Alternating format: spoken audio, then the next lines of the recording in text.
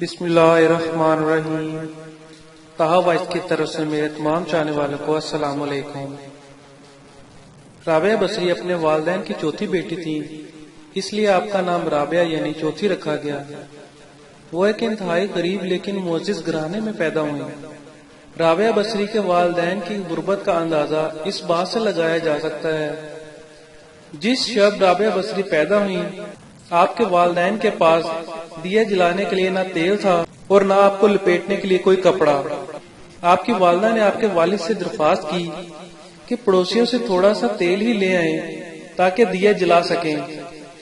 آپ کے والد نے پوری زندگی اپنے خالق حقیقی کے علاوہ کسی کے آگے ہاتھ نہ پھیلایا تھا، چنانچہ وہ پڑوسی کے دروازے تک گئے لیکن خالی ہاتھ واپس لوٹ آئے۔ رات کو رابعہ بصری کے والد کے خواب میں حضور پاک صلی اللہ علیہ وسلم کی زیارت ہوئی اور آپ صلی اللہ علیہ وسلم نے رابعہ کے والد کو بشارت دی کہ تمہاری نومولود بیٹی خدا کی برگزیدہ بندی ہے اور مسلمانوں کو صحیح راہ پر لے کر جائے گی۔ تم امیر بصرہ کے پاس جاؤ اور اسے ہمارا پیغام دو کہ تم امیر بصرہ ہر روز رات کو 100 مرتبہ اور جمعرات کو 400 مرتبہ درود کا نذرانہ بھیجتے ہو، لیکن پچھلی جمعرات کو تم نے درود شریف نہ پڑھا، لہذا اس کفارے کے طور پر 400 دینار بطور کفارہ یہ پیغام پہنچانے والے کو دے دو۔ رابعہ بصری کے والد اٹھے اور امیر بصرہ کے پاس پہنچے۔ اس دوران آپ کی آنکھوں سے خوشی کے آنسو جاری تھے۔ جب امیر بصرہ کو رابعہ بصری کے والد کے ذریعے حضور صلی اللہ علیہ وسلم کا یہ پیغام ملا تو وہ یہ جان کر انتہائی خوش ہوا کہ وہ نبی پاک صلی اللہ علیہ وسلم کی نظروں میں ہیں۔ اس نے شکرانے کے طور پر فوراً 1000 دینار غربہ میں تقسیم کرائے، 400 دینار رابعہ بصری کے والد کو ادا کیے اور ان سے درخواست کی کہ جب بھی کسی چیز کی ضرورت ہو بلا جھجک تشریف لائیں۔ کچھ عرصے بعد رابعہ بصری کے والد انتقال کر گئے۔ اسی اثنا میں بصرہ کو سخت قحط نے اپنی لپیٹ میں لے لیا۔ قحط کے دوران آپ رابعہ بصری اپنی بہنوں سے بچھڑ گئیں۔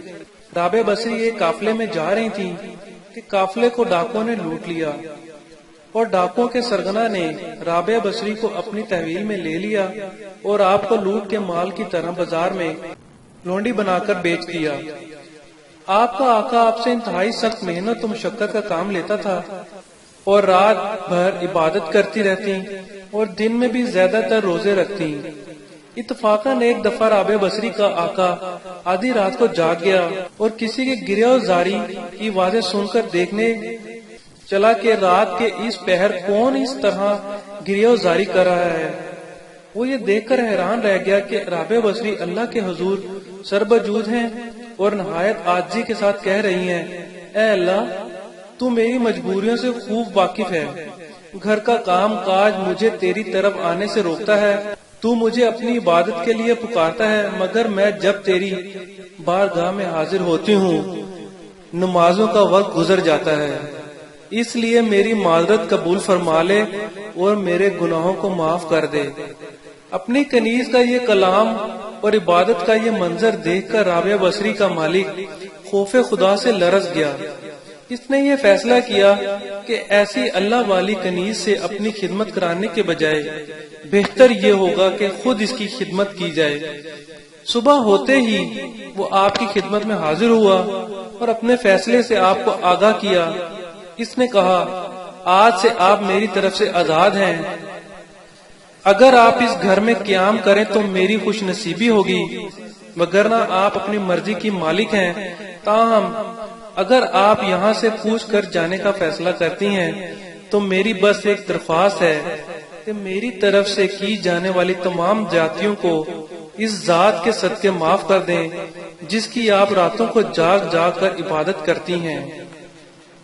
بے شک اللہ تعالیٰ نے ہمیں اپنی عبادت کے لیے پیدا کیا ہے، تاہم ہمیں بھی اللہ پاک کی راتوں کو جاگ جاگ کر عبادت کرنا چاہیے تاکہ ہم اپنی آخرت کے لیے سامان اکٹھا کر سکیں۔